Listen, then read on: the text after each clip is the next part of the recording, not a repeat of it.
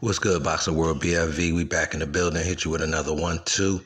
I think I beat the odds makers to setting the spread for this fight. This is a great fight, man. Ramirez, Jesse Magdaleno on this top-ranked undercard for Lomachenko and Ortiz. This one, man, we got two southpaws going at it. We got one of the hottest dudes in the game right now in Ramirez. I mean, literally, if you look at his record, my guy, it's fire. He came off a split decision, a loss, I believe it was, in his first fight, and he'd been on a 9-fight run against relatively decent competition, obviously finishing off Nova in that last fight. But in this one, man, he's going up against, I guess you could say, a guy that's more of a veteran over him, 31 fights under his belt. Big win over Nonito Donaire, so he has some experience in fighting top-level guys, and he's definitely going to be in one against Ramirez, whose power is just is sneaky, powerful type of young guy in Ramirez.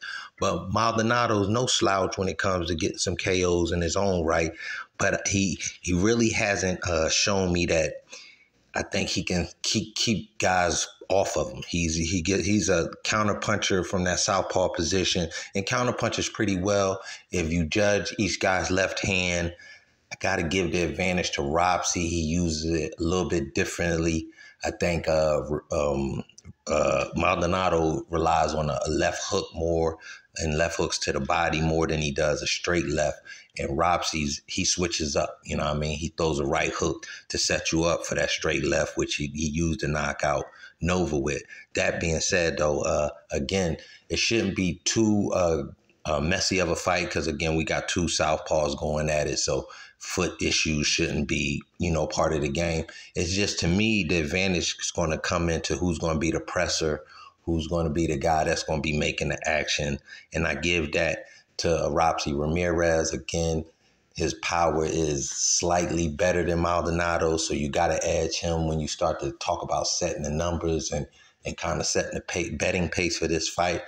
I think you got to start at a minus 300, maybe a 275, something like that for Ramirez. And then on the flip side, Maldonado, with a solid record on his own right, could be a nice bag on the underdog side at maybe, say, a plus 175, something like that.